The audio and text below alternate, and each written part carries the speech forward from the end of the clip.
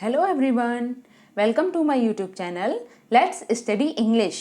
तो आज फिर हम एक और ग्रामर की प्रैक्टिस सेट की सीरीज़ लेकर आए हैं। ठीक है, तो इससे पहले भी मैं इस चैनल पर काफ़ी सारे प्रैक्टिस सेट्स को करा चुकी हूँ और जिस किसी ने भी उन प्रैक्टिस सेट्स को नहीं देखा है तो प्लीज़ इसी चैनल पर जाकर उन्हें देख सकता है। मैंने लिटरेचर के प्रैक्टिस सेट्स अलग से कवर कराए हैं और ग्रामर के प्रैक्टिस सेट्स अलग से कवर कराए हैं। ठीक है, और साथ ही साथ मैं टॉपिक वाइज वीडियोस भी लेकर आ रही हूँ और अब कुछ ही दिनों में मैं ग्रामर का स्टार्टिंग से टॉपिक वाइज सिलेबस भी शुरू करने वाली हूँ। तो आप चाहो तो मेरे चैनल को सब्सक्राइब करके रख सकते हो जिससे कि आपको नोटिफिकेशन मिल सके। ठीक है, और डेली इस चैनल पर प्रैक्टिस सेट सॉल्व कराए जा रहे हैं तो आप इन्हें देखते रहिए। ठीक है, तो आज के हम क्वेश्चंस को देखना शुरू करते हैं। ठीक है, फर्स्ट क्वेश्चन देख लेते हैं कि कैसे सॉल्व करना है इसे। ओके, देखिए first question, point out which part of the given sentence is grammatically incorrect. आपको बताना है यहाँ पर एक सेंटेंस को 4 पार्ट्स में डिवाइड करके दिया हुआ है। ठीक है, अब इसमें से कौन से पार्ट में एरर है हमें ये छांटना है। ठीक, पार्ट ए है the third world countries must adopt B a radically different approaches for the dissemination of scientific information in view of the nature magnitude of their problems। बताइए कौन से पार्ट में आपको एरर दिख रहा है, देखिए और आंसर कीजिए। क्या हो सकता है इसका राइट आंसर?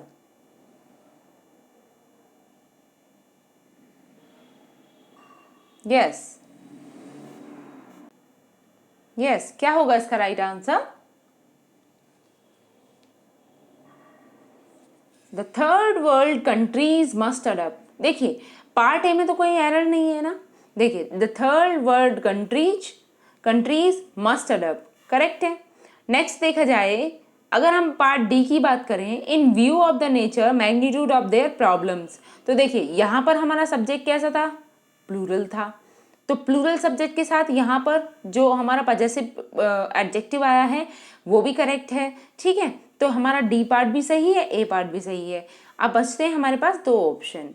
अब इन दोनों में देख लेते हैं कौन से पार्ट में एरर है। देखिए सी पार्ट, देखिए the dissemination of the scientific information, very correct. अब इसका मतलब पार्ट बी में ही एरर है, तो वो एरर क्या है हम उसे भी देख लेते हैं। ठीक है, a radically different approaches for.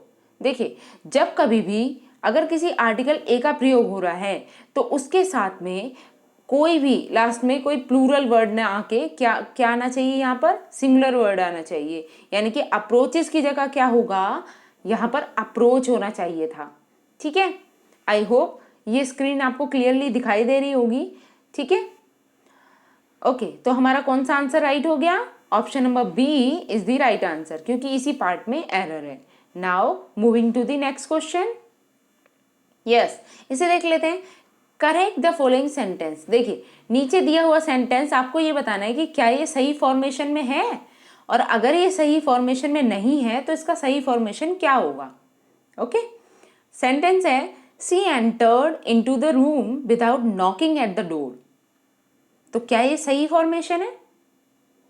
इसके और भी ऑप्शंस दिए हुए हैं, इनमें से भी आप छांट सकते हैं कि इसका फॉर्मेशन कौन सा वाला सही होगा। ऑप्शन ए है she entered in the room without knocking at the door. B है she entered in the room without knocking on the door. She entered into the room without knocking on the door. और next है she entered the room without knocking at the door. बताइए, यहाँ पर door लिखा हुआ है, I think आपको नहीं दिख रहा होगा, मैं बता देती हूँ। एट द के बाद में डोर लिखा हुआ है। ओके, जैसा कि आप देख पा रहे होंगे अभी, तो यहाँ पे एट द डोर। ओके, बताइए कौन सा ऑप्शन राइट है? और अगर आपको यही सेंटेंस सही लग रहा है तो आप नन ऑफ द अबव भी लिख सकते हैं। ठीक है, और आपको क्या करना है, वीडियो को पॉज करना है, अपने आंसर को टिक कर लेना है या नोट डाउन करके रख लेना है। उसके बाद आपको उसे मैच करना है कि आपके कितने आंसर्स सही हो रहे हैं। ओके, तो बताइए इसका करेक्ट आंसर क्या होगा? देखिए जब कभी भी आपको वर्ब के रूप में एंटर मिलता है, ठीक है। जैसे यहाँ पे लिखा हुआ है शी एंटर्ड, ठीक है, तो एंटर्ड के साथ कोई भी प्रपोजिशन का यूज नहीं होता है, ठीक है। तो यहाँ पर किसी भी प्रपोजिशन का यूज हम नहीं करने वाले। क्या आएगा, she entered the room, okay. तो यहाँ पे देखिए एंटर्ड के साथ इन लगा हुआ है इसलिए रॉन्ग हो गया, एंटर्ड के साथ इन है इसलिए रॉन्ग हो गया, एंटर्ड के साथ इनटू है इसलिए रॉन्ग हो गया। अब कौन सा ऑप्शन हमारा राइट हुआ, option number D, she entered the room, ठीक है। Yes, she entered the room without knocking at the gate. अभी आप ये भी देख लीजिए कि जब भी नॉकिंग आता है तो नॉकिंग एट होता है, ओके। नॉकिंग के साथ कौन सी प्रपोजिशन यूज होगी, at, okay. Knocking at the door, ना कि ऑन। तो एट यहाँ पर भी है लेकिन ये इसकी वजह से रॉन्ग हो गया था, इसलिए हमारा ऑप्शन नंबर डी ही राइट है। इसमें लास्ट में भी कहा गया है, देखिए she entered the room without knocking at the door, okay. तो option number D is the right answer. Now moving to the next question. Yes, इसे देख लेते हैं। Which of the following is incorrect, हमें ये बताना है कि इनकरेक्ट कौन सा है। हाँ देखिए यहाँ पे एक टाइपो हुई है, ये बुक्स है, my books are polished, okay. अभी देख लेते हैं। देखिए फर्स्ट ऑप्शन है हमारा his T shirts are loose. हमें ध्यान रखना है कि हमें इनकरेक्ट सेंटेंस को छांटना है। सेकेंड सेंटेंस है my books are polished. Next है the cattle is grazing in the field. Sorry यहाँ पे टाइपो हुआ है, इसे ध्यान रखना, FIELD, ये फील्ड ये वाला है, okay. Her hair is thick. बताइए कौन सा सेंटेंस आपको इनकरेक्ट लग रहा है। यहाँ पे ये वाला सेंटेंस जो है वो ये है my books are polished, okay. इसमें एस पहले से लगा हुआ है, ऐसा मान लीजिए। बताइए क्या होगा इसका राइट आंसर, सोचिए और आंसर कीजिए, क्या हो सकता है इसका right answer. His T shirts are loose. देखिए टी शर्ट्स को हम एज अ प्लूरल सब्जेक्ट ही लेते हैं और उसके साथ आर का यूज ही किया जाता है, इसलिए ये सेंटेंस पूरी तरह से सही है। नेक्स्ट कहा जाए तो यहाँ पर माई बुक्स था, ये टाइपिंग एरर था, ठीक है, तो इसलिए ये सही है, okay. My books are polished. Now next देखा जाए द कैटल। कैटल एक कैसा नाउन होता है, ये कलेक्टिव नाउन होता है और बेसिकली हम देखें जो भी कलेक्टिव नाउन्स होते हैं ज़्यादातर उनको हम एज अ प्लूरल सब्जेक्ट मानते हैं, ठीक है। और जब हम उसे प्लूरल मानेंगे तो उसके साथ वर्ब भी कौन सी आनी चाहिए, प्लूरल आनी चाहिए, ठीक है। तो the cattle are grazing in the field, यही हमारा सही उत्तर है, विच मीन्स कि this is the incorrect sentence, okay.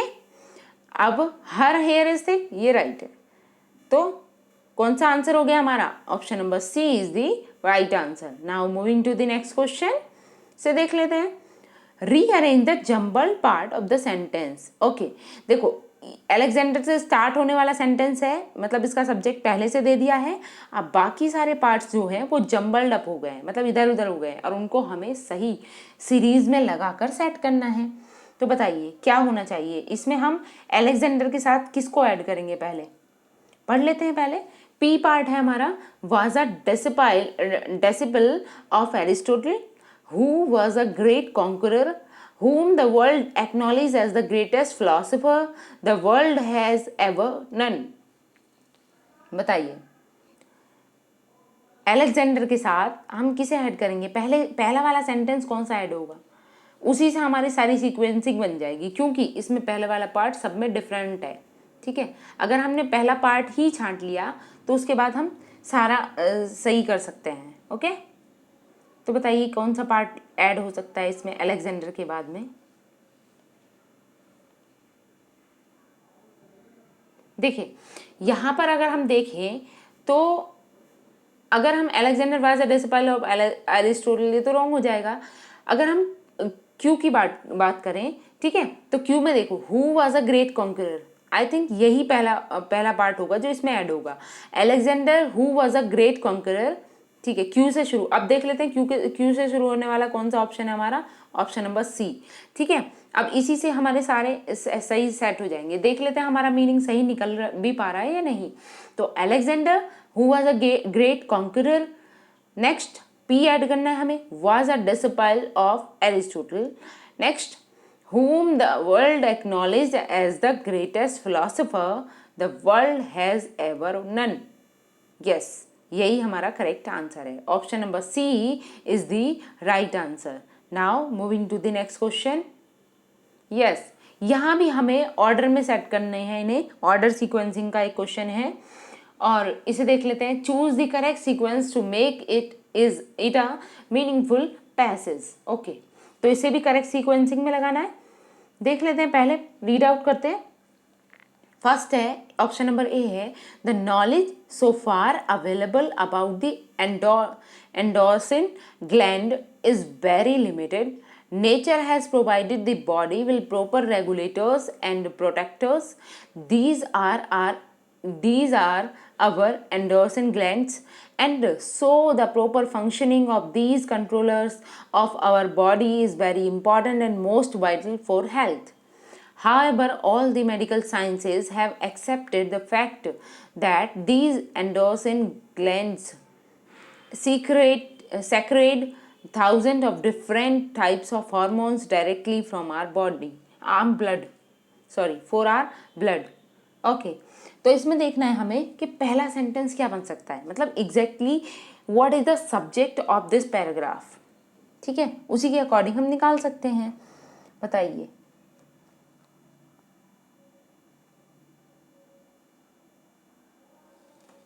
देखिए, यहाँ पर अगर हम पढ़ के महसूस कर पा रहे हैं तो इसमें बी से शुरुआत होनी चाहिए पैराग्राफ की. क्या कहा गया है? Nature has provided the body will proper regulators and protectors. Best line है. ठीक है, किसी भी पैसेज को शुरू करने की के लिए इसी तरीके की लाइन, मतलब जिसमें सब्जेक्ट पूरी तरह से दिखाई दे रहा हो. तो यहाँ पे सब्जेक्ट क्या है? Nature. Nature has provided the body will proper regulators and protectors. Next, अगर हम देखें तो इसमें से बी ऑप्शन किस किस में है, तो बी ऑप्शन इसमें भी है और इसमें भी है. ठीक है, तो बाकी दो हमारे कट हो जाएंगे. अब हमारे पास बच्चे देखो, इसमें क्या कहा गया है? बी के बाद डी को ही ऐड करना है, तो दोनों में डी ऐड होगा, ऑब्वियस सी बात है. अब देखिए, nature has provided the body will proper regulators and protectors. Then हम डी पर जाएंगे, and so the proper functioning of these controllers of our body is very important and most vital for health. अगर health के बाद हम देखें तो क्या सेंटेंस होना चाहिए? These are our endocrine glands, या फिर ई पार्ट की बात करें तो ये है, however all the medical science have accepted the fact that these endocrine glands secrete thousand of different types of hormones directly from our blood. I think इसमें C ही होना चाहिए. ठीक है, तो कैसे बनेगा ये? देखो, पहले बी डी सी, यानी कि ऑप्शन नंबर बी ही राइट हो जाएगा.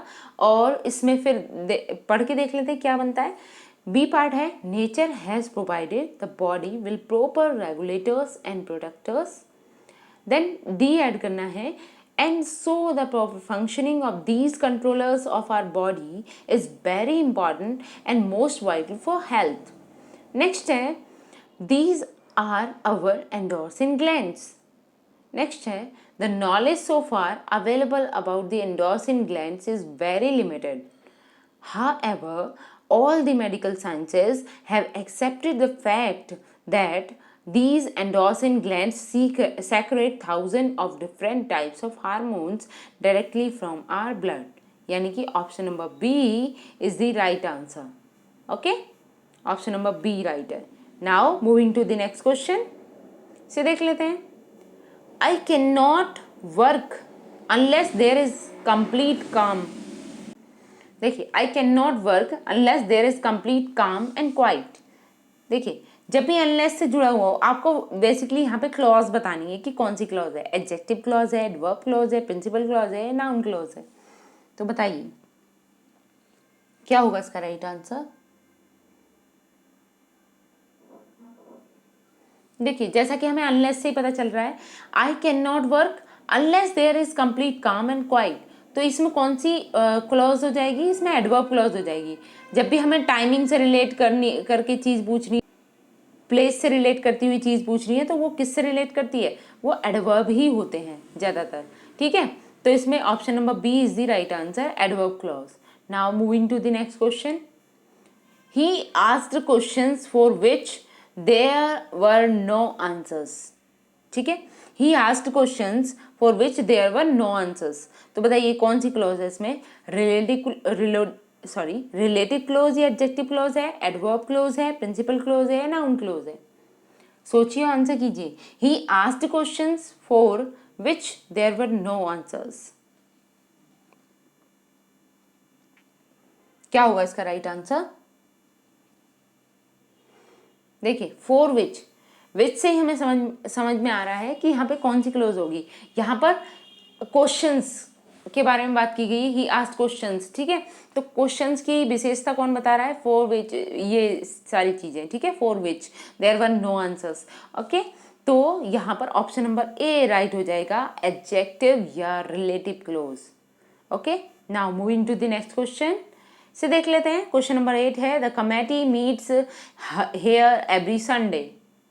बताइए, तो इसमें आपसे सिर्फ ये पूछा गया है कि ये जो कमेटी वर्ड है ये कौन सा नाउन है? ये एब्स्ट्रैक्ट नाउन है, कंपाउंड नाउन है, प्रॉपर नाउन है, कलेक्टिव नाउन है? सोचिए, आंसर कीजिए। वेरी इजी क्वेश्चन है ये तो।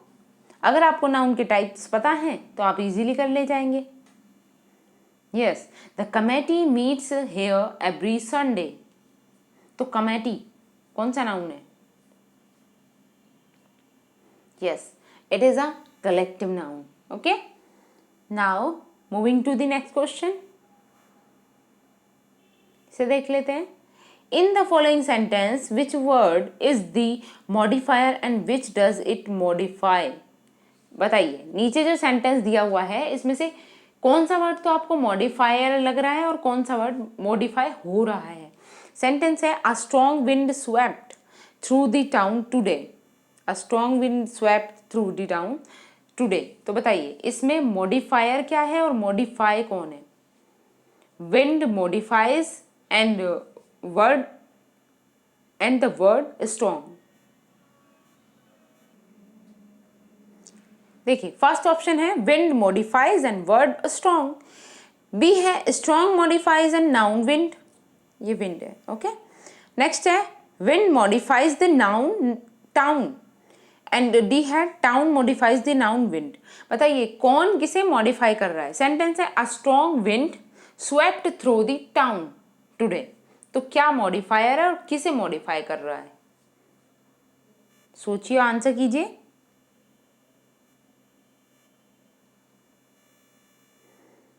क्या हो सकता है इसका राइट आंसर? देखिए, अगर हम इतने से पार्ट में देखें, अ स्ट्रॉन्ग विंड, मॉडिफायर किसे कहते हैं? Modifier is an adjective. ठीक है, तो अगर आप इसमें एडजेक्टिव पहचाने, अ स्ट्रॉन्ग विंड, तो स्ट्रॉन्ग क्या है? एडजेक्टिव है, ऑब्वियस सी बात है। तो स्ट्रॉन्ग हमारा क्या बन जाएगा? स्ट्रॉन्ग बनेगा मॉडिफायर। और किसे मॉडिफाई कर रहा है? ये विंड को मॉडिफाई कर रहा है, मतलब किसी नाउन को ही तो मॉडिफाई करेगा। ठीक है, तो नाउन क्या हो गया? विंड हो गई हमारी। ओके, तो हमारा ऑप्शन नंबर बी राइट है। स्ट्रॉन्ग क्या है? मॉडिफाइज, मतलब strong modifies the noun wind. ठीक है, स्ट्रॉन्ग क्या बना? मॉडिफायर, और विंड क्या बन गया? Modify. Okay, option number B is the right answer. Now moving to the next question. Yes, इसे देख लेते हैं। The passive voice of God helps those who help themselves. अब इसका आपको पैसिव में कन्वर्ट करना है। सेंटेंस है, God helps those who help themselves. Option है आपके पास, those who help themselves will be helped by God, those who help themselves are helped by themselves, they are helped by God who have helped themselves, who helped themselves they are helped by God। बताइए कौन सा option इसमें से right है? क्या होगी इसकी correct passive formation?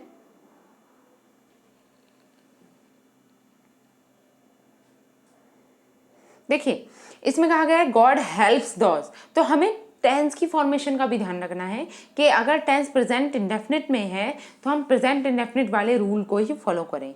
वो रूल क्या होता है? अगर प्रेजेंट इंडेफिनिट में टेंस आता है तो उसको पैसिव वॉइस बनाते समय हमारे पास 3 हेल्पिंग वर्ब होती हैं, इज, आर और एम। ओके, ये 3 तरीके की हेल्पिंग वर्ब होती हैं, तो इन्हीं में से एक हेल्पिंग वर्ब होनी चाहिए। तो देखो, इसमें विल भी आ रहा है तो इसलिए ये रॉन्ग हो जाएगा। उसके बाद अगर इसमें देखें तो हु हैव आ रहा है, इसलिए ये रॉन्ग हो जाएगा। नेक्स्ट अगर बात करें हम, आर आ रहा है बेसिकली, लेकिन ये हैव की वजह से रॉन्ग हो गया। Who help themselves they are, तो यहाँ भी आ रहा है। अभी आगे बात करते हैं। देखिए वर्ब थर्ड आनी चाहिए आर के साथ, ठीक है, और ऑब्जेक्ट को सब्जेक्ट की तरह यूज कर लेते हैं हम। तो पार्ट बी की बात करें, those who help themselves are helped by themselves. देखिए आई थिंक मुझे यहाँ पे टाइपिंग एरर लग रहा है, देमसेल्व्स की जगह यहाँ पे गॉड कर लीजिए पहले, अब सही है ये। Those who help themselves are helped by God. Okay, option number B is the right answer. Now moving to the next question. Yes, इसे देखते हैं। Everyone considers education to be a prime necessity is, बताइए। Education is considered to be a prime necessity, education is being considering education to be a prime necessity, they are considering education to be a prime necessity, या फिर education considered to be a prime necessity them। बताइए, इसका भी हमें passive voice में ही form करना है या चेंज करना है पैसिव वॉइस में ही, तो कैसे बनेगा? Everyone considers education to be a prime necessity, क्या हो सकता है राइट आंसर?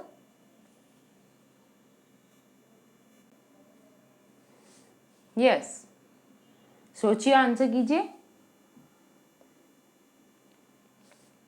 देखिए option number A, education is considered to be a prime necessity, this is the very correct answer.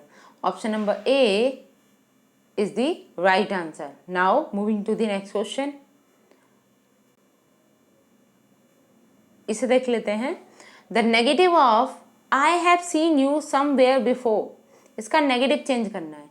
I have seen you somewhere before, तो बताइए option है आपके पास, I have not seen you somewhere before, I did not see you earlier, I have not seen you anywhere before, and I have not seen you before. क्या होगा इसका correct negative? देखिए जब भी हम कोई ट्रांसफॉर्मेशन कर रहे होते हैं तो उसमें हमें कोशिश ये करनी है कि हमारे सेंटेंस का मीनिंग चेंज नहीं होना चाहिए, ठीक है। फॉर्मेशन चेंज होगी लेकिन मीनिंग चेंज नहीं होगा। सेंटेंस है I have seen you somewhere before, ठीक है, तो इसी के आधार पर हमको अपना ऑप्शन देखना है। I have seen you somewhere before, इसका नेगेटिव क्या बनेगा? I did not see you earlier, I haven't seen you somewhere before, I haven't seen you anywhere before, या I haven't seen you before। क्या होगा इसका right answer?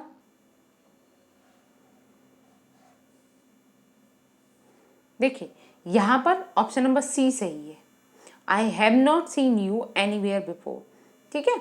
Option number C is the right answer. Now moving to the next question. देखिए यहां भी transformation से relate करता हुआ क्वेश्चन है।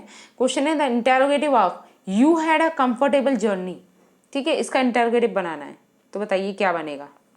ऑप्शन है had you had a comfortable journey, have you a comfortable journey, had you a comfortable journey, या did you have a comfortable journey. क्या होगा राइट आंसर? सोचिए, आंसर कीजिए। देखिए यहाँ क्या है, यू हैड, यानी कि यहाँ पे वर्ब की सेकंड फॉर्म ऑलरेडी आ रही है। अगर देखिए थर्ड फॉर्म होती तो उसके साथ कोई ना कोई हेल्पिंग वर्ब होती। अगर विदाउट हेल्पिंग वर्ब आ रही है तो वो वाकई में सेकंड फॉर्म है, ठीक है, वर्ब की। तो यहाँ पर अगर वर्ब की सेकंड फॉर्म आ रही है तो हम जब इसको इंटरोगेटिव में चेंज करेंगे तो इसकी जो हेल्पिंग वर्ब होगी वो शुरू में यूज होने लगेगी, ठीक है, सेंटेंस के। तो इसकी पास्ट टेंस की हेल्पिंग वर्ब क्या लगेगी? डिड लगेगी, ऑब्वियसली बात है, सिंपल पास्ट है। तो इसमें क्या होगा? डिड यू, अब ये जो हैड है ये तो सेकंड फॉर्म में है, इसकी फर्स्ट फॉर्म बनानी पड़ेगी, ठीक है। तो क्या बनेगा? Did you have a comfortable journey, यानी कि option number D is the right answer. Okay, now moving to the next question. It is time to ring the bell, बताइए इसको भी पैसिव फॉर्म में चेंज करना है, क्या बनेगा? It is time to ring the bell.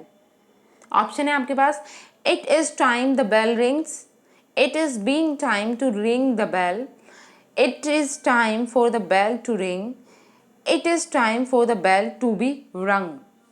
क्या होगा राइट आंसर?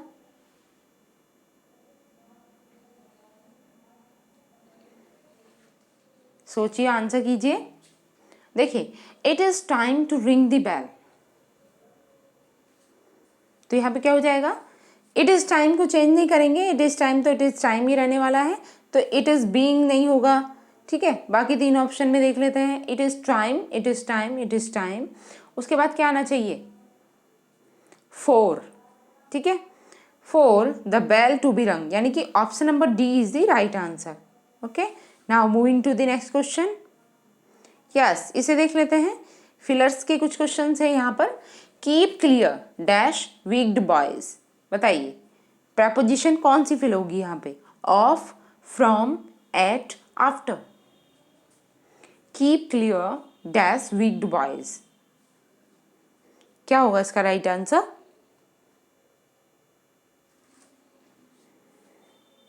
यस, इसमें जो करेक्ट प्रपोजिशन आएगी वो आएगी ऑफ। Keep clear of. ठीक है, wicked boys. Just a minute, of ये डबल एफ वाला ना होके सिंगल एफ वाला है। Of, keep clear of wicked boys. Okay, now moving to the next question. Yes, इसे देख लेते हैं। He has no control dash his temper. Option है इन, ओवर, एट, आफ्टर। क्या आना चाहिए यहाँ पे? He has no control dash his temper, तो in his temper, over his temper, at his temper या आफ्टर हिज टेम्पर? सोचिए, answer कीजिए, क्या हो सकता है इसका right answer?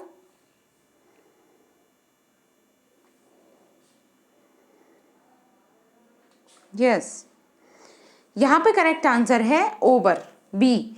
He has no control over his temper. Now moving to the next question. Yes, इसे देख लेते हैं। One should not depend entirely dash others. One should not depend entirely dash others. Option है आपके पास at, over, on, four. क्या होगा इसका right answer? One should not depend entirely, कौन सी प्रपोजिशन का यूज होगा? Yes, entirely on others. ठीक है, ऑन का, यानी कि option number C is the right answer. Okay, now moving to the next question. इसे देख लेते हैं।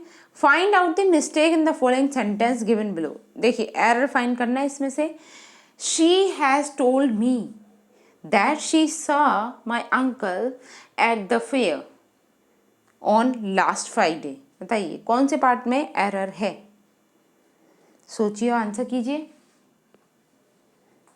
क्या हो सकता है इसका right answer?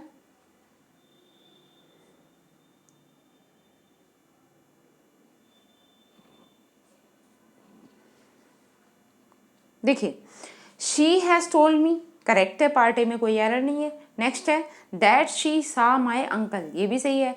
Eight the fair, ये भी सही है। अगर फोर्थ ऑप्शन की बात करें ऑन लास्ट फ्राइडे, तो यहाँ पे लास्ट लगाने की जरूरत नहीं थी। ठीक है, option number D is the right answer. Now moving to the next question.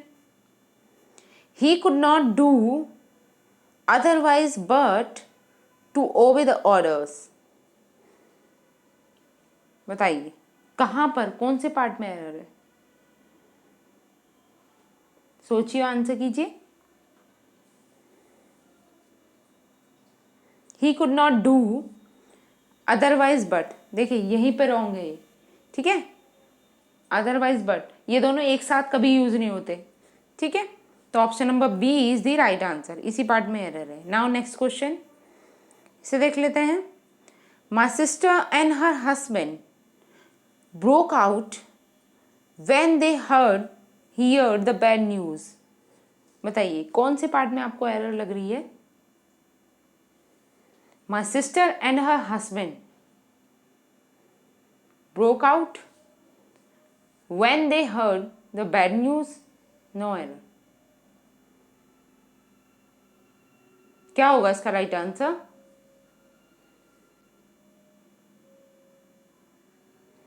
देखिए, पार्ट ए की बात करें, माई सिस्टर एंड हर हस्बैंड, सही है। ब्रोक आउट, ये गलत है, ठीक है, पार्ट बी में एरर है, इसलिए बी इसका राइट आंसर हो जाएगा। Now moving to the next question, he is dash last candidate to be interviewed, तो बताइए क्या आएगा, ए, द, वेरी, मोस्ट, क्या आ सकता है इसका राइट आंसर?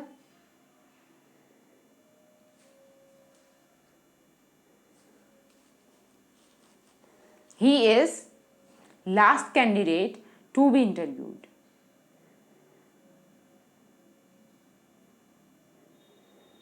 सोचिए, आंसर कीजिए।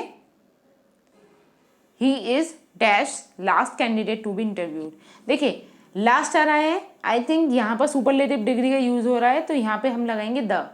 He is the last candidate to be interviewed. Okay, option number B is the right answer. Now moving to the next question. इसे देख लेते हैं। Student will have to fill in a separate form, देखिए starting में blank है, फिर है student will have to fill in a separate form. Option है आपके पास ऑल, मच, ईच, फ्यू, क्या होगा इसका right answer?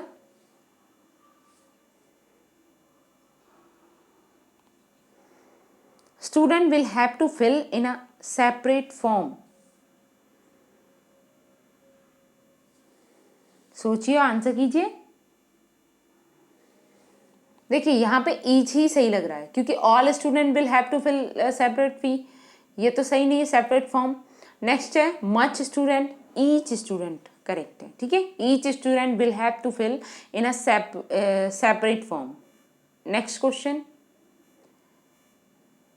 People dash people who come were, sorry, हाँ स्टार्टिंग से पढ़ते हैं, स्टार्टिंग में ब्लैंक है, फिर है people who came were also not interested in the program, तो ऑप्शन है आपके पास the, few, every, much, any, क्या आ सकता है यहाँ पे? सोचिए, आंसर कीजिए।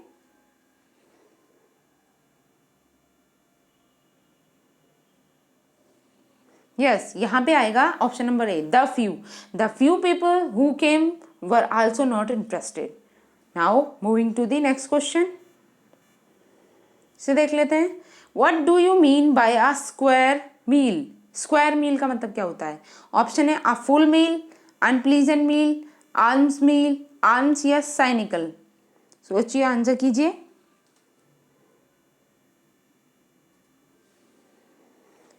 What do you mean by a square meal, square meal का मतलब होता है अ फुल मील, ठीक है, option number A is the right answer. Now moving to the next question, GV saw was having the gift of the gab. What does the underline phrase means? देखिए यहाँ पे जो phrase है ना वो ये है, the gift of the gab. इसका मीनिंग क्या है? ऑप्शन है talent for speaking, outspoken, over eater, cynical, सोचिए, आंसर कीजिए, क्या हो सकता है इसका right answer? GV saw was having the gift of the gab.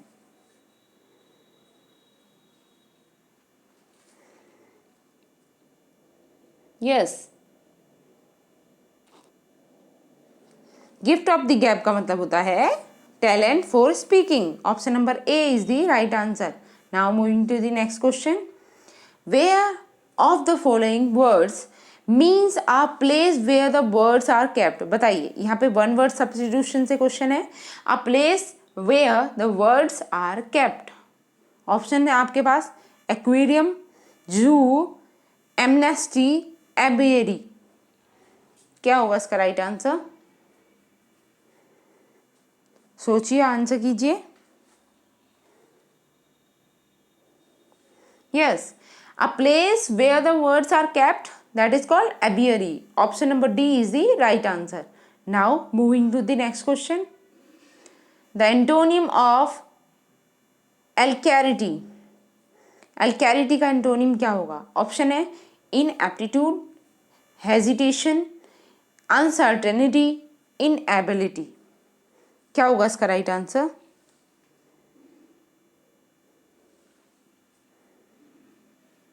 Yes,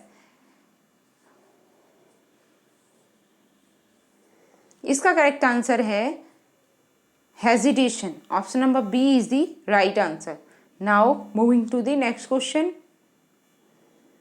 the antonym of esoteric. Esoteric का एंटोनिम क्या होगा? ऑप्शन है आपके पास क्लियर, ट्रांसपेरेंट, सिंपल, अपरेंट. सोचिए, आंसर कीजिए. एसोट्रिक का एंटोनिम क्या होगा?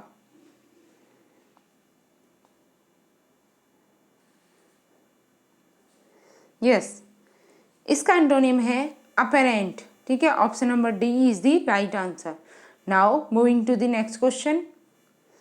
जेलस. जेलस का सिनोनिम बताना है. ऑप्शन है आपके पास एंथुजियास्टिक, एनबॉयज, प्राउड, पॉपुलर. क्या होगा इसका राइट आंसर? जेलस का बेसिकली सिनोनिम बताना है. सोचिए, आंसर कीजिए.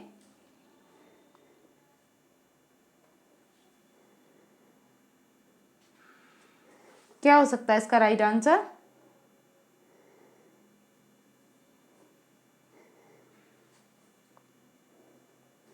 देखिए, जेलस का क्या होगा सिनोनिम? एंथुजियास्टिक हो नहीं सकता. ठीक है, नेक्स्ट है प्राउड भी नहीं होगा, ना पॉपुलर होगा. Option number B is the right answer, envious. Okay, now next question. Yes, और ये आज का हमारा लास्ट क्वेश्चन है. The meaning of liaison. Liaison का मीनिंग क्या होगा? ऑप्शन है आपके पास हेट्रेड, लव, रव या इंटीमेसी. क्या होगा इसका राइट आंसर? सोचिए, आंसर कीजिए.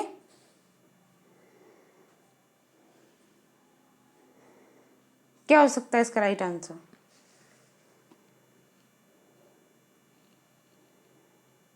The meaning of liaison is